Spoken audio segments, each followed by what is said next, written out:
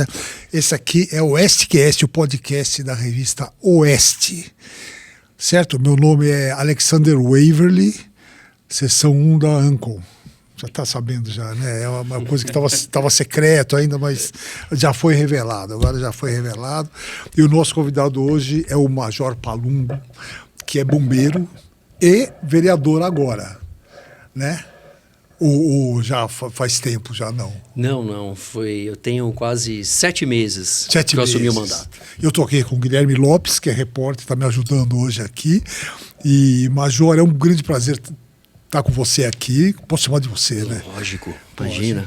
Aqui é informal, aqui a gente fala o que vem na cabeça. E, Major, eu vou te falar, para mim a imagem de bombeiro, eu quero falar primeiro de bombeiro.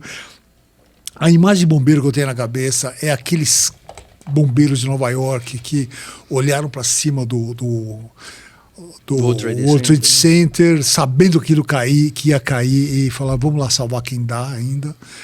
E que terror, né? Que coisa, que profissão maluca, né? Você vai de encontro com a morte, né? Nós, normalmente, todo dia, todas as ocorrências, há um risco, sim, da integridade física do bombeiro, da Goi e Guilherme, que nós temos ali, infelizmente, a missão de poder salvar vidas e entrar naqueles locais onde as pessoas mais precisam, naquela hora mais difícil. Isso traz muito treinamento, condição psicológica e que naquele momento nada pode dar errado.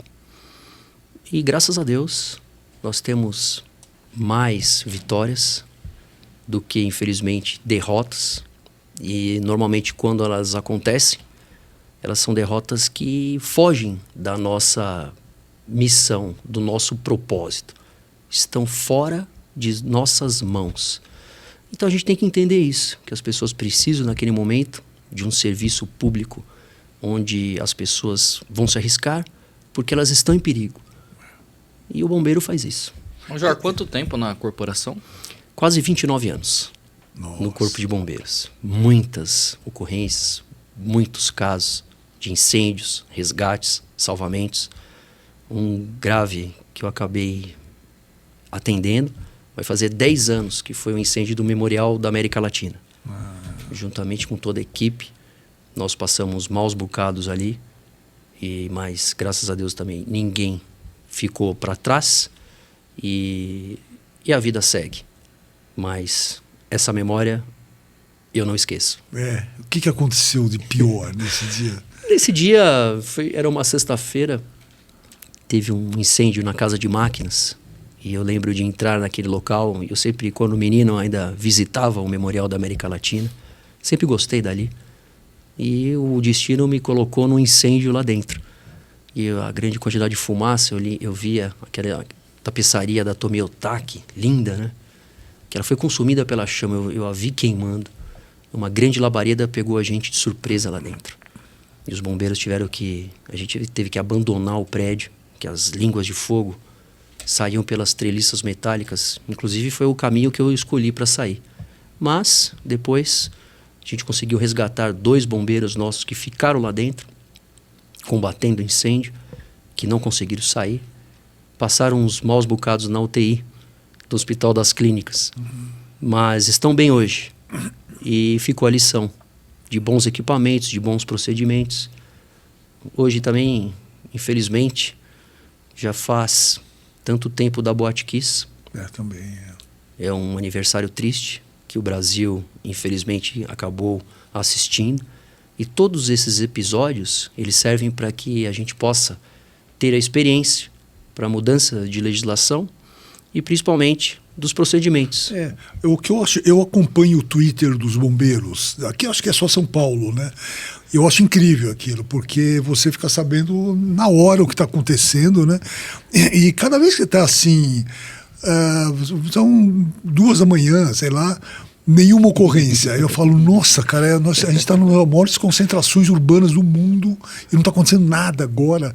E por que a gente chegou a esse ponto positivo? Foi por causa de legislação? Eu acredito que sim. Os incêndios que acontecem em todo o estado de São Paulo, na cidade, a maioria são incêndios em vegetação, por causa de comportamentos humanos, comportamentos onde as pessoas acabam, infelizmente, não tendo a devida segurança. O Kiss, né? A Botkiss foi clássico. Comportamento humano, acender um artefato pirotécnico dentro de um ambiente fechado, não tem um cabimento. Então, esses comportamentos humanos, eles são estudados por nós. E eles acabam depois aplicados em legislações, que diminuem a chance. Né? Aqui na frente mesmo, no prédio do Grande Avenida, sim, teve, é verdade. Um incêndio muito grande, pessoas perderam a vida e foi um incêndio também que mudou a história do Corpo de Bombeiros. Todas essas grandes ocorrências, Guilherme, elas fazem com que a gente aprenda, mudem legislações, procedimentos, primeiro para prevenção e segundo para, no caso de um atendimento, a gente ter ali o procedimento correto para tirar as pessoas de perigo. Major, o pessoal se lembra bem, o senhor se tornou um porta-voz do Corpo de Bombeiros, né? Pelo menos o pessoal que acompanha a TV ou aquelas grandes ocorrências se lembram aí do senhor sempre à frente, conversando, clareza na comunicação, falando o que está acontecendo. Como que foi para chegar a esse ponto? Os bombeiros tinham uma equipe de comunicação dessa maneira? Sempre foi assim? Foi aprimorado? Como que foi isso? Olha, no começo, sempre tivemos grandes incêndios. A cidade de São Paulo, desde a sua formação, ela tinha características de uma grande metrópole. Só que nós não tínhamos ainda um serviço de bombeiros organizado em 1880, até 1880. Isso, em outros países já tinham bombeiros de 1300, 1250, enfim, na Itália, em Portugal, de Lisboa, os sapadores, na França, enfim.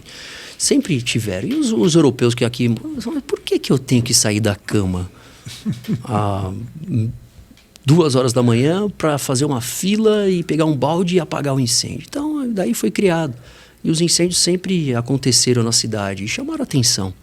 Ao ponto de que a gente pudesse, mais para frente agora, montar um Twitter que pudesse colocar uma informação pontual, oficial, correta. Porque muitas informações das ocorrências sempre acontecem e não de forma oficial.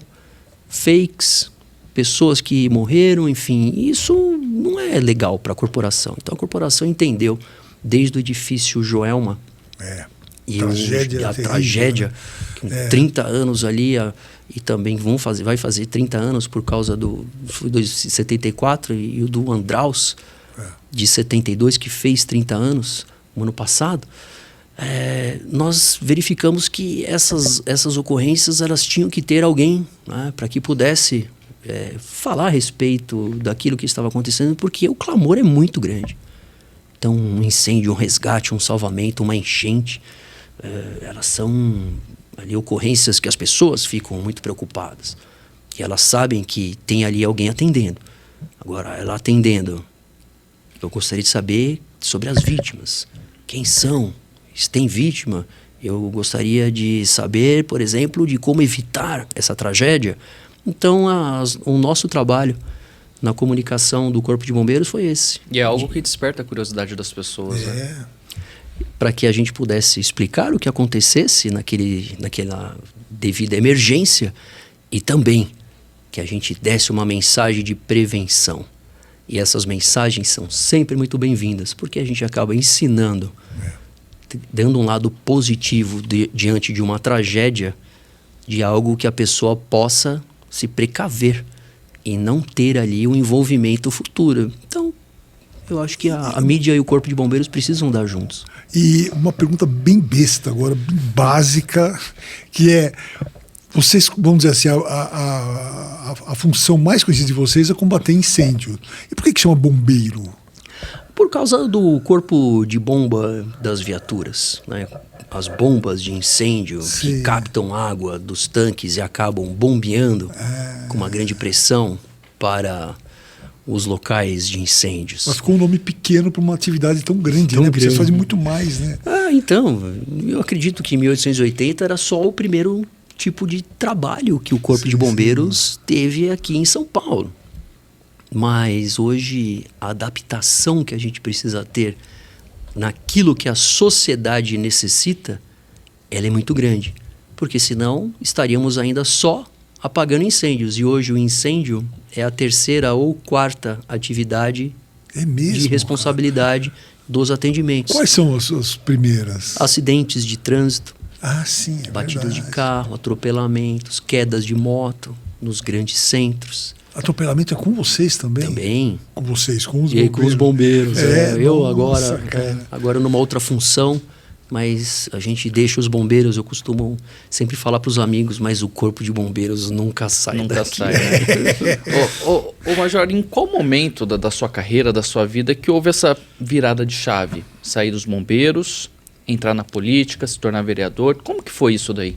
Bom, primeiro eu tenho ali... Todo o tempo que eu estive no Corpo de Bombeiros, a gente sempre esteve muito presente na cidade. E o cargo exclusivo de vereador é um cargo onde eu estava falando para vocês. Agora há pouco eu acabei de vir do Jardim Pantanal, lá na Zona Leste de São Paulo, acompanhando obras, acompanhando estruturas que foram montadas para desassoreamento de tubulações, enfim, equipamentos, limpeza de córrego, porque a gente acaba tendo contato com as emergências. E um tempo você fala, meu Deus, será que a gente não pode fazer um pouquinho mais? Será que a gente está vendo tanta situação irregular, difícil? Será que a gente não pode agir para tirar, de repente, a pessoa de uma situação tão difícil? Uma moradia que às vezes não é imprópria aos filhos, deslizamentos de terra.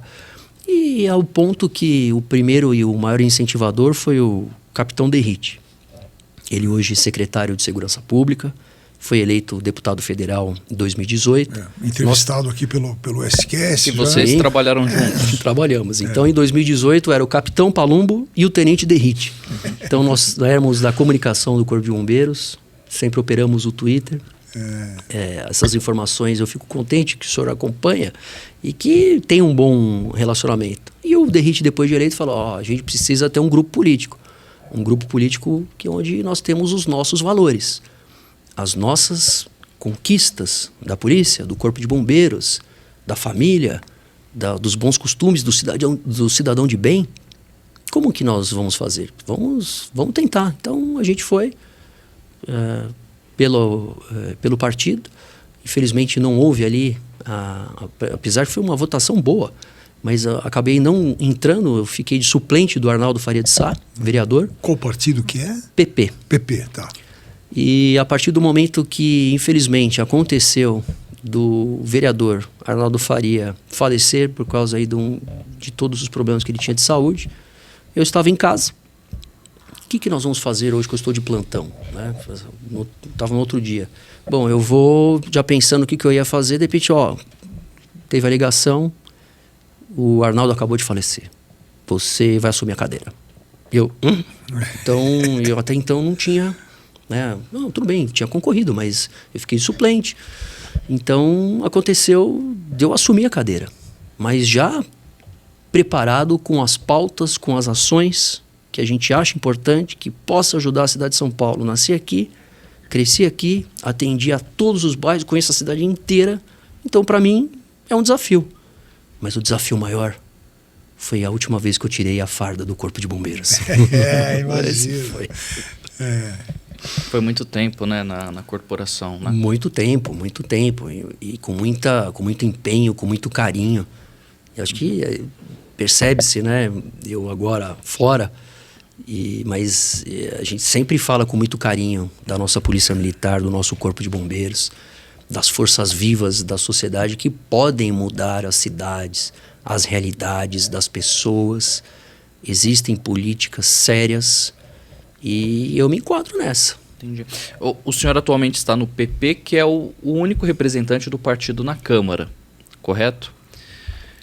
Como que é ser vereador, sendo de um partido com um único representante na Câmara, numa cidade tão grande em São Paulo? Quais os desafios, as dificuldades por trás disso? As dificuldades que eu vejo como vereador é que as coisas demoram muito para acontecer. na minha vida de bombeiro e de policial. Eu resolvia a vida de alguém que nos chamasse em 10 minutos. Desde a ligação até a minha chegada no local.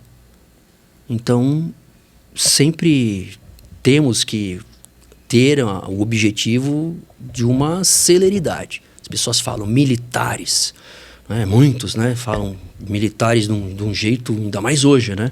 Ai, militares. Escuta, o que é o militar hoje? O militar hoje não é a soberba. Hoje é a capacidade de mobilização e tempo-resposta. Quanto tempo, que eu falei para você, em 10 minutos, que eu não coloco quantos recursos, quantas viaturas, quantas pessoas para atender a população de uma forma rápida. Utilizando o quê? A estratégia militar. Sim. Não a soberba, não a pompa, não. É atendimento. Capacidade de mobilização. Quem tem maior capacidade de mobilização hoje na cidade de São Paulo? A Polícia Militar? Quantos homens, mulheres, a polícia, a secretaria, quem que chega junto naquele momento? Então a gente utiliza a nossa estratégia para chegar rápido e atender a população. É isso que é a estratégia militar hoje. Nós somos militares que atuam para atender a população. Só que agora do lado de cá, né, do lado de cá do muro, não é tão célere assim. Não é tão célere. É muito mais difícil. Por exemplo, eu cheguei com um objetivo e ainda não consegui. Vou conseguir, porque eu sou insistente. Persistente ainda. De a gente ter, por exemplo, tem casos onde o Dago falou pra gente, vocês atendem os atropelamentos? Atendem. Mas o SAMU também. É, isso que eu fiquei na dúvida sobre isso. E a polícia também, né? Às vezes atendem. Então, a gente tem uma imagem do bombeiro também como o que salva o gatinho que está na árvore. Também, né? A gente salva. É isso que eu queria saber. Quais são esses trabalhos? Deve ter pedidos meio esquisitos também, né? Existem aí muitos pedidos para o Corpo de Bombeiros, mas normalmente eles são meio que imperativos. Tem alguém passando mal? Vai. Não tem viatura no quartel, fecha o posto, sai correndo e vai lá correndo. Entende? Né? Se for perto, né? Eu estou dando um exemplo, mas sim. Não tem um tipo de ocorrência que não seja imperativa para os bombeiros. Então, um afogamento, vai. Então, um salvamento, vai. Um incêndio, vai. Então, quer dizer, o tempo, resposta e árvore de decisão, ela é até que simples. Agora, em casos que não são casos onde a gente tenha... Eu queria perguntar, qual é o caso mais bizarro que acontece? Normalmente existem ocorrências com animais também, né? Olha, tem um morcego aqui dentro, aí vai chegar lá, é uma borboleta. Eu sei, a população ela vai pedir, olha, tem uma cobra aqui dentro. Na hora que você chega lá, a cobra não está mais lá. Enfim, então, os incêndios, né? Tem um incêndio gigantesco, aí você vai ver um incêndio em vegetação que poderia ter sido contido antes. Mas isso o próprio sistema consegue... Parte, né? Ele faz parte. E a gente está lá exatamente para isso. Mas o meu desafio foi de poder chegar, por exemplo, numa ocorrência de atropelamento. Porque eu tenho uma ocorrência do Corpo de Bombeiros e uma ocorrência do SAMU. Porque eu tenho 2 recursos para o mesmo local. Que é isso que o senhor está defendendo na Câmara. Não só, mas que a gente tenha, por exemplo, um convênio onde tenha os... atendentes do SAMU no Centro de Operações dos Bombeiros, ou que tenhamos, quem sabe no futuro, um centro de emergências único na cidade de São Paulo. Não poderia ser integrado, lógico. Já que tem a mesma atividade fim? Lógico. Por exemplo, outro dia bateu um ônibus na Radial Leste num poste, na frente de um posto de gasolina. Até descobrir de quem era o poste, quase meio-dia. E a ocorrência 7h30 da manhã. Nossa. Quem é o poste? Então, por que não tem a companhia de energia, a companhia de telefone, de internet? Por que não tem a Sabesp? Por que não tem a Defesa Civil, o SAMU, os bombeiros? Olha, já estamos indo para a ocorrência da Radial Leste. Pronto, eu vou para outro lugar. Né? Acho que seria muito simples. Não tem esse comando único. Não tem. Então, Não tem. Eu já conversei com o prefeito Ricardo Nunes sobre isso. Eu acho que seria uma grande gestão. Rio de Janeiro já tem. Grandes cidades do mundo já tem há muito tempo.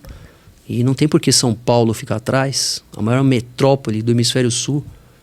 maior metrópole da América Latina, nós temos que ter serviços bons, que a população precisa deles. A gente aqui do lado de fora pensa que seria algo simples, mas qual que é a dificuldade para não conseguir, por exemplo, implantar um serviço desse? São, às vezes, entranhas, documentos, burocracia, que eu ainda não consegui digerir. Eu ainda tenho...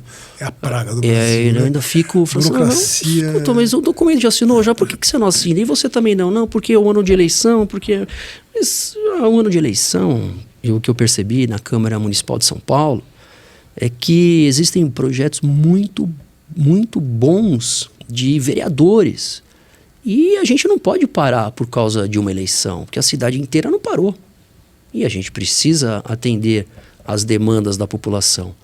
E projetos, por exemplo, vamos treinar os professores na escola para as manobras de primeiros socorros. Outro dia uma criancinha acabou, infelizmente, enforcada na rede de uma trave de futebol numa escola. E poderia ter sido diferente o atendimento, não sei, mas os treinamentos deveriam acontecer para os professores, para todos que tivessem ali uma ação direta em creches, em escolas infantis, em escolas de ensino médio. Eu recebi um bombeiro no prédio.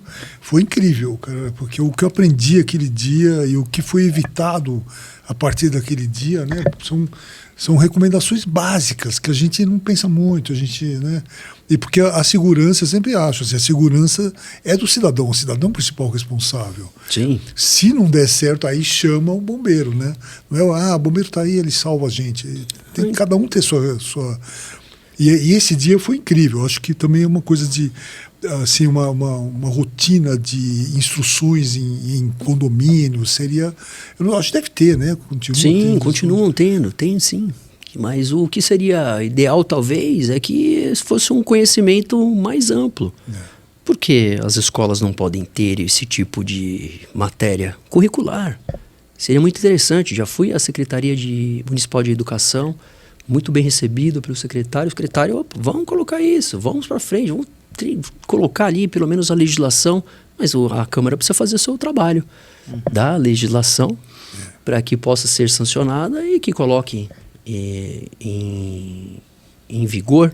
Eu acho que essa ação ainda, Guilherme, que eu ainda não consegui entender por que se demora tanto se você já tem todos os processos. São decisões, são votações, são acordos, são conversas, e talvez essa grande dificuldade de eu ser um vereador de do único partido ali. Mas a gente consegue sim conversar. Eu converso com todos os vereadores e questiono muitas vezes alguns programas muito bons que estão sendo aplicados na cidade de São Paulo, com o intuito da proteção das pessoas, da proteção do público, das pessoas. Infelizmente, por causa da pandemia, houve aí um aumento muito grande de pessoas que moram na rua, cerca de 33 mil pessoas no final de 2021, começando já para 2022. Se aumentou ou não vi o censo ainda, mas existem programas que possam ser aplicados para essas pessoas. Quem não quer um tipo, por exemplo, de bom prato municipal, refeições subsidiadas, uma concentração na doação de cestas básicas que possam entregar para essas pessoas, porque não são só pessoas, são famílias. Por que essas pessoas elas vão morar num local, por exemplo, e achar normal que ela possa morar numa barraca? O prefeito Ricardo Nunes fez a sanção do programa de segurança alimentar, colocando algumas coisas, como essas que eu citei, né, essas proteções. E por que votam contra? Eu não entendo. Quem vota contra? Vota contra. Por exemplo, a oposição toda, somente um vereador, do PT que votou a favor. Então eles votaram contra. E quando eles ficam falando a respeito que querem fazer determinado tipo de ação para o povo, mas por que você votou contra? Perguntei para todos. Mas por quê? Votar contra um bom prato? Bom prato, aquela refeição de R$1, que tem uma refeição balanceada, quase 2.000 calorias ali, arroz, feijão, carne, salada, tudo. Você votou contra por quê?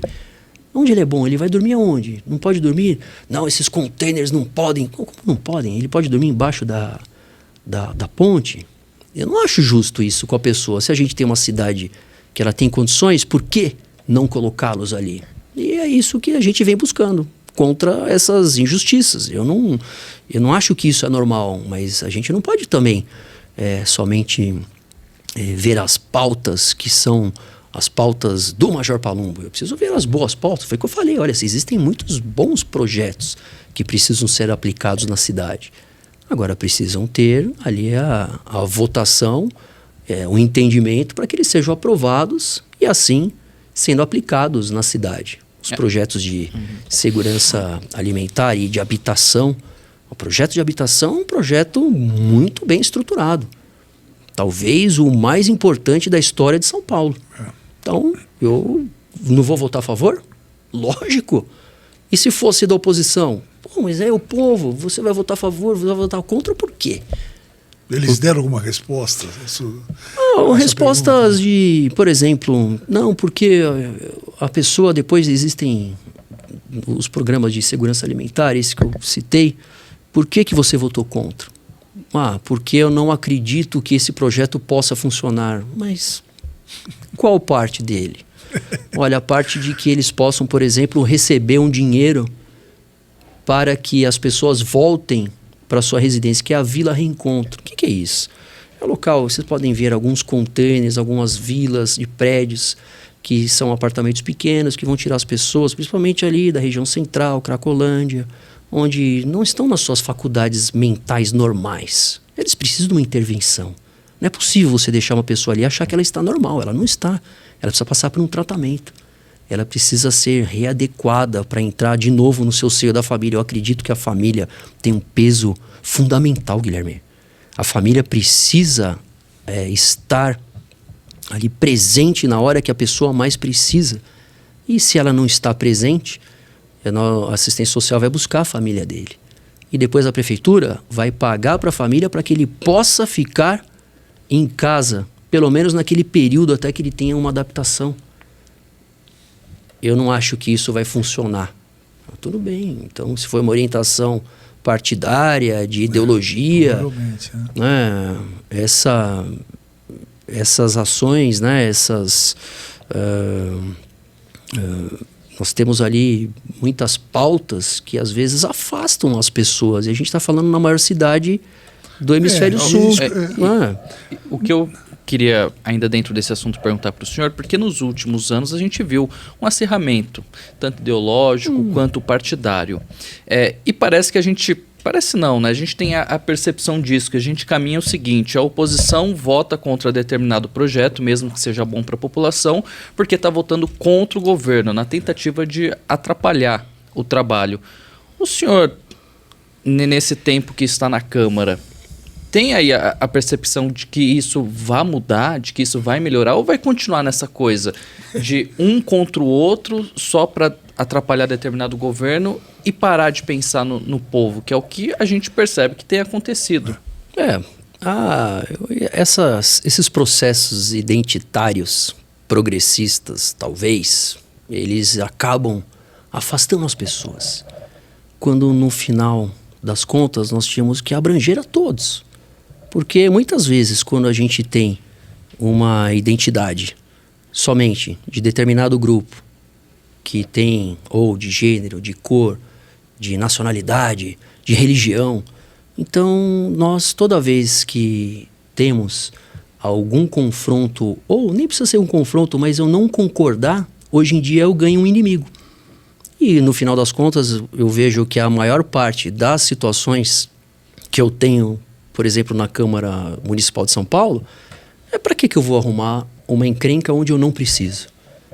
O que a gente precisa é que as pessoas sejam atendidas de uma forma geral, global, não somente os grupos. Então só tem negro que é pobre? Não tem branco que é pobre? Não tem oriental que é pobre? Então nós temos que atender à pobreza, não um grupo. Mas se isso é uma bandeira muito relevante para determinado vereador, por que eu vou brigar com ele? Não vou brigar com ele. Simplesmente nós vamos agir de maneira a combater a pobreza, não a determinado grupo. Porque você, normalmente, essa identidade, ela acaba excluindo outras pessoas e a cidade de São Paulo não quer saber. Talvez num centro maior, onde você tem as pessoas que vão discutir sobre esse tema. Mas eu falei para vocês que eu vim lá do Jardim Romano. Quando você vai lá, escuta, ninguém quer saber. Qual que é a parte, eles querem saber. Escuta, você vai me ajudar aqui a não ter enchente no meu local? A que eu possa sair para trabalhar? A que meu filho tenha escola boa? A que a gente tenha um transporte bom, que eu chegue rápido? Aí sim. Então, eu acho que a gente começa a trabalhar de uma maneira melhor, quando a gente não exclui. Existe uma questão também, aquela história que São Paulo, o nosso lema é non ducor duco, né? Não sou conduzido, eu conduzo. E São Paulo, me parece que há muito tempo não tem um projeto grande para São Paulo. Não existe um projeto urbano, não existe um projeto mesmo econômico para São Paulo.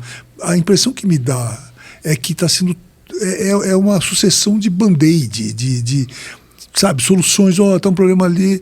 Não existe um grande projeto. Você conhece alguma coisa? Existe sim, Dago. Nós, inclusive, também foram voltados alguns planos de intervenção urbana no centro. Então, que trabalhei no centro. Ruim, né? Então, continua.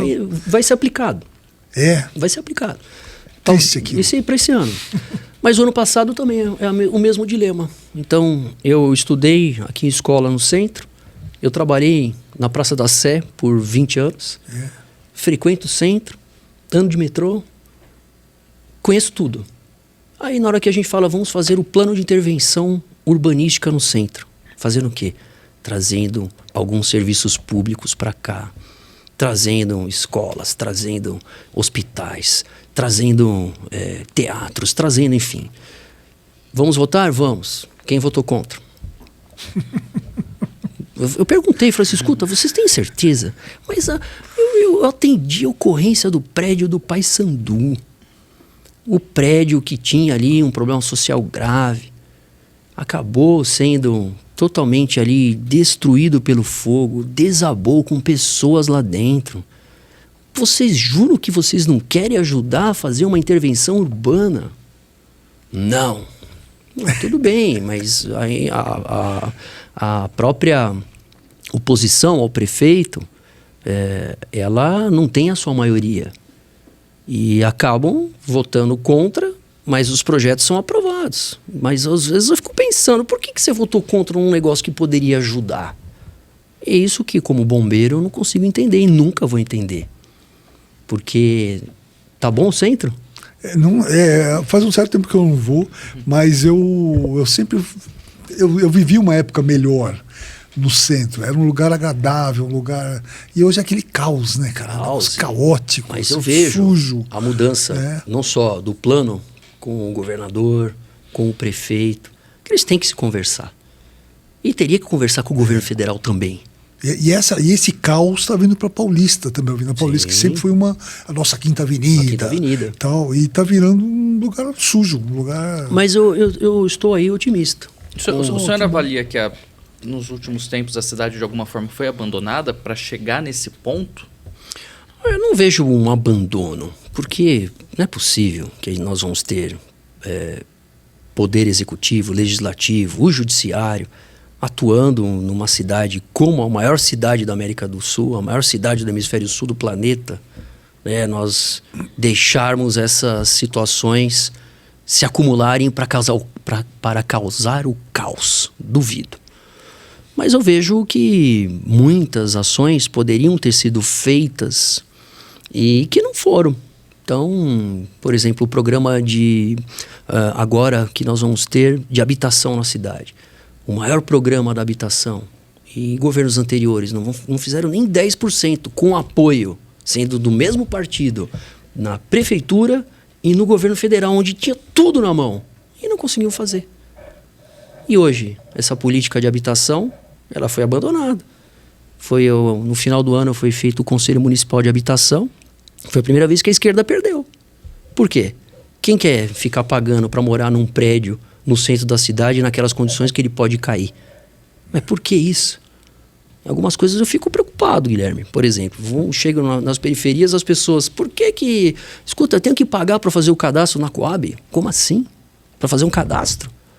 Você entra, coloca o cadastro da pessoa, quantas pessoas você tem, o que você faz. E as pessoas simplesmente, eu não tenho que pagar, Major? Lógico que não. Você tem que fazer um cadastro e o cadastro correto. Quanto você ganha? Eu ganho um salário. E sua esposa? Também. Então, tudo bem, vocês vão colocar lá 2.500 e tantos reais que vocês vão colocar de sua renda. Porque quem paga um imóvel do serviço de habitação, ele paga. Quem consegue quitar, ele quitou. Tem que dar ali, olha, você fez muitos esforços, porque não é dado. Ele é financiado. Então, se ele coloca que ele ganha 1.000, que ele ganha 500, como é que ele vai pagar uma prestação de 400? Então, coloca o valor correto, que possivelmente dentro das 49 mil unidades de habitação que nós vamos ter, você pode ser contemplado, porque quem vai pegar a sua ficha vai falar, você tem 3 filhos, você mora, você tem renda para pagar o financiamento. E ele vai conseguir. Então, eu fico preocupado quando a gente chega num lugar e simplesmente a pessoa vira para você e fala, não, mas não tem que pagar. Mas não pagar não. Você vai fazer essa ficha correta, que você pode ser contemplado. E você vai depois conseguir pagar e morar com dignidade com a sua família. Mas aí no caso é falta de informação ou maldade de certos grupos que tentam ganhar em cima dessas pessoas? Guilherme, eu acho que são os dois. Porque a gente chega às vezes com... são cestas básicas que são doadas. Então, às vezes, em alguns locais, essas cestas básicas... O que você vai fazer com essa cesta básica? Não, tá aqui comigo. Mas eu comprei a outra lá do outro cara. Mas como você comprou? Não, eu paguei 20 reais. Então, se custa 150, ele pagou 20. Mas quem que deu para você? Quem que vendeu para você se ele ganhou? Então, temos que ter esses programas da prefeitura que possam colocar as cestas básicas, os programas oficiais, aplicados de uma maneira que a população tenha acesso e que ela não precise ficar pagando. Por exemplo, naquela comunidade que eu fui, lá na Vila Cisper, Zona Leste também, aí chegaram, a pessoa lá, ela paga 50, 100 reais todo mês lá para ela ter a casa. Mas não é para ele pagar. Ela não precisa pagar, ela não pode pagar. A própria história do prédio do Paissandu na época veio à tona, que havia grupos ali que cobravam aluguel de pessoas que moravam lá dentro, sendo que era um prédio de ocupação. E quem cobrava não morava lá, morava fora, né? É isso. Tanto que quando a gente estava atuando, e no dia que foi meu plantão, eu localizei, junto com o Major Rondello, meu amigo, localizamos lá os corpos dos 2 gêmeos, 7 anos. Nossa, Não tinha nada. Enquanto eu fazia a retirada, junto, tinha um cano da Comgás, que era o gás ali ligado. Rompeu, vazou. Pedimos para desligar, lógico. Eu olhei para o céu e falei, meu Deus, não é possível. Depois de toda essa tragédia, tirando essas crianças daqui, eu vou ter uma explosão. Aí as pessoas que estavam lá de fora, você não vai ligar de novo? Não, porque a gente está sem gás aqui em casa. Mas vocês estão brincando. Vocês estão brincando comigo que vocês vão pedir para que eu ligue o gás de novo? Parece que não aconteceu nada. E era a mesma coisa, era a mesma situação. Então eu vejo que a gente não pode largar essas pessoas. Pelo contrário, nós precisamos ajudar a todos, tirar essas pessoas dessa situação difícil, ajudar na habitação, ajudar no lado social, ajudar para que ela possa ter a mão de uma cidade tão rica e não deixá-los ali à mercê dessas pessoas. Major, só um instantinho. Vai lá. Tem aqui temos que fazer um pequeno intervalo. O Guilherme vai me ajudar. Falar para você que você está gostando do SQS, gosta do Estúdio Oeste, do Sem Filtro, das Liberais. A gente depende da sua assinatura. Nós somos independentes, certo? Porque nós dependemos da sua... O nosso financiador é você que nos assina. Você assina a Oeste? Não. Vai assinar? Vou assinar. Tenho certeza que ele vai assinar logo. E... Eu acompanho. Boa. E a gente tem aqui... para você assinar a Oeste, basta entrar em www.revistaoeste.com/assine. Tá bom? Custa menos do que um cafezinho por semana, que é muito pouco. E tem muito conteúdo, né, Dago? Muito conteúdo, tem nossos grandes redatores, tem o José Roberto Guzzo, tem o Augusto Nunes. É um time que é muito respeitado, modéstia, né, a parte para nós aqui. A gente conseguiu reunir um time, mas depende de você assinar a revista. A gente não aceita qualquer tipo de verba oficial, né, de patrocínio de qualquer tipo, a não ser a assinatura. E a gente não está, nesse momento, no YouTube, por uma questão... enfim. Então, para você assistir nossos programas, é importante que você se inscreva no canal do Rumble. Não é Rumble, né? Deixar claro, do Stallone. É Rumble, é R-U-M-B-L-E. Então você entra em rumble.com/Revista Oeste. E todos os programas estão lá. Tá bom? Até que um dia a gente volte para o YouTube também. Certo. É isso aí. Pegando o gancho que a gente está falando do centro, né? Teve o lançamento do programa em conjunto do governo estadual com a prefeitura para tentar dar um jeito na Cracolândia. 30 anos naquela situação. E a gente viu que são várias frentes, né? Que tanto o executivo estadual e o municipal vão atuar para tentar, de alguma forma, dar fim àquilo lá e dar um tratamento àquelas pessoas e mandar para a cadeia traficante que fica vivendo daquilo. Como que o senhor viu o lançamento desse programa? O senhor acha que isso, de fato, vai ajudar? Porque no passado, a gente viu várias tentativas, né? A gente viu muito marketing em cima da Cracolândia, mas pouca ação. Eu estou muito otimista que esse novo programa lançado pelo governador Tarcísio e o prefeito Ricardo Nunes, com todos os apoios da polícia militar e civil, que são imprescindíveis. Há necessidade, sim, de, primeiro, da descoberta e a prisão desses traficantes. Eles precisam sair desse cenário, primeiro. E depois, ao mesmo tempo, assistência social, médicos, tratamentos, àquelas pessoas que ainda conseguem ter discernimento para que possam escolher e ser tratados. E aqueles que não podem, tem que ser uma medida compulsória, porque eles estão fora das suas faculdades mentais normais. Eu acho que com um programa sério, envolvendo todos os órgãos, agora unidos, eu tenho certeza que nós vamos dar um fim nisso. Eu estou muito otimista, porque não só pelo trabalho que está sendo empregado do capitão Derrite, secretário de Segurança Pública, juntamente com as polícias militares imbuídas, a Guarda Civil, Corpo de Bombeiros, o SAMU, todos que possam, Defesa Civil, todos que possam ajudar no processo, vão ajudar. Porque, querendo ou não, as pessoas, a própria Constituição Federal, ela fala que a medida de segurança pública é uma medida estadual, mas a segurança pública começa no município, naqueles locais degradados, no lixo acumulado, na parede pichada, no vidro quebrado, naquele prédio abandonado. Pronto, começam ali as ações de crime, as ações de combate, principalmente à população de bem. Eles vão em cima das pessoas para que eles possam ter ali um local que já foi preparado porque não tem uma iluminação correta, porque tem um mato que cresceu. Então há uma zeladoria muito intensa que agora a prefeitura, junto com o Estado, pode realizar, onde não tem como, depois de tudo isso, de todas essas ações, ficar ali, por exemplo, as pessoas fazendo venda livre, ou, por exemplo, morando naquela barraca, fazendo venda de droga naquela barraca, e ela não está morando ali. Todo mundo sabe que ele está naquela barraca vendendo droga. E por que ele tem a proteção, às vezes, de algumas pessoas, porque ele mora naquela barraca? Ele não está morando naquela barraca, ele não mora ali, mas ele está vendendo droga ali.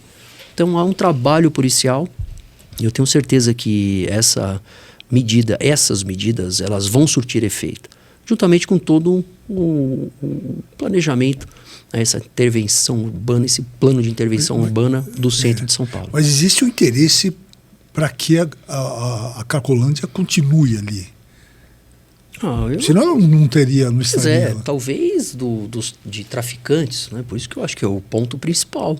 O ponto principal da descoberta desses traficantes, de parar com a venda de droga, estabelecer a prisão dessas pessoas e a justiça manter essas prisões, porque muitas vezes nós somos surpreendidos com decisões onde traficantes saem pela porta da frente, o policial ainda está lá dentro.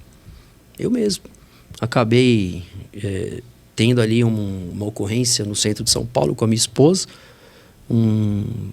3 indivíduos acabaram roubando, um deles acabou roubando a correntinha. Eu corri atrás, segurei um. Aí os outros 2 saíram. Nesse momento, veio uma viatura da polícia.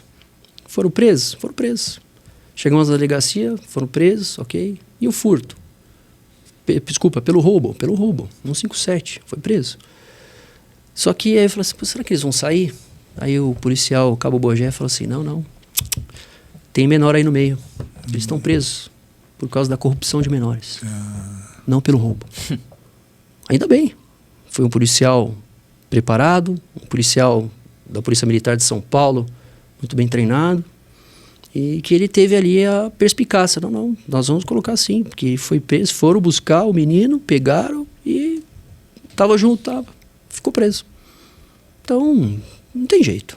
Há necessidade aí de ter a legislação, e nós temos que estudar a legislação a nosso favor, que eu acho que vai ser a grande sacada da nova segurança pública em São Paulo, essas ações. Eles vão conseguir, eles sabem que são policiais de rua, o Derrite trabalhou na rota, sabe que todos os trabalhos contra o crime, eles precisam ser trabalhos contínuos, não pode recuar, igual um incêndio, se a gente vai, se eu volto, o incêndio volta tudo de novo, então ele tem que ir para cima e tem que ir até o último ponto, porque se ele parar no meio do caminho e recuar, voltam tudo de novo, que talvez foi a infelicidade que o Estado de São Paulo e a Prefeitura tiveram em ações. Começaram bem, mas depois pararam, voltam de novo. Então, essa aí a gente tem que lembrar.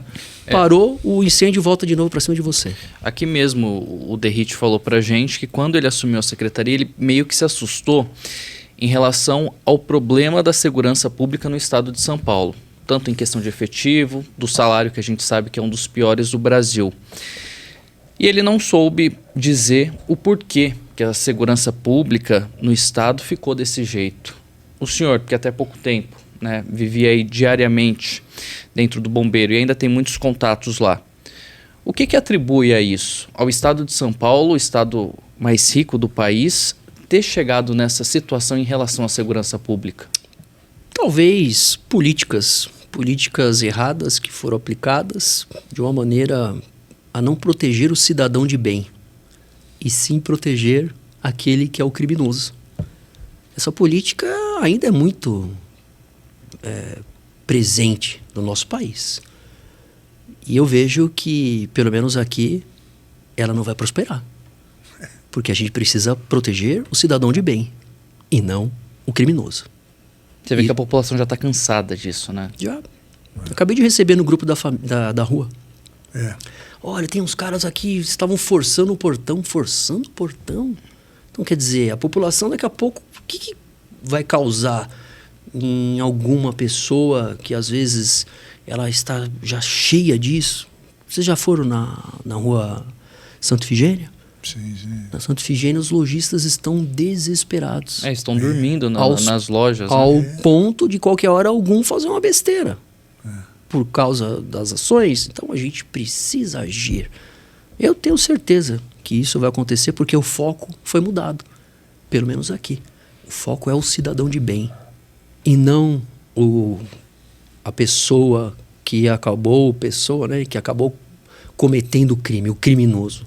O foco era o criminoso. É sempre o criminoso. Ele é o coitado, é vítima. Pô, tudo bem, é vítima.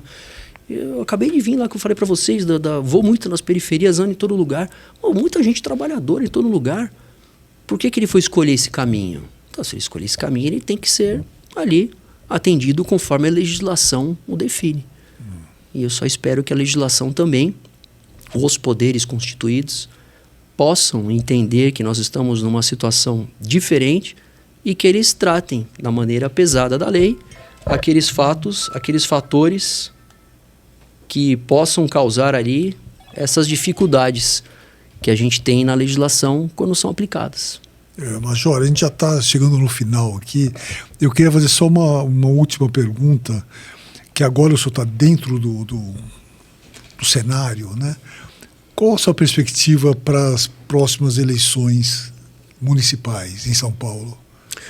A perspectiva também eu vejo de uma polarização. Eu acho que há necessidade de todo o apoio por causa do trabalho que vem sendo feito. O atual prefeito, o prefeito Ricardo Nunes, é uma pessoa séria, ele vem atribuindo uma série de bons programas, de boas ações, ouvindo, discreto, trabalha muito, acompanha algumas agendas dele, e essas agendas dele são muito importantes para que a gente tenha ali o caminho ideal, para que a gente chegue, por exemplo, em ações propriamente ditas que possam ajudar a população de São Paulo. E se a gente não conseguir ter uma organização pensando em todos e somente tendo ali as nossas identidades, né, de pequenos grupos, eu vejo que nós vamos perder. Nós vamos perder porque nós precisamos pensar no todo. E quando a gente pensa individualmente em pequenos grupos ou em alguns grupos, a gente deixa o todo de lado.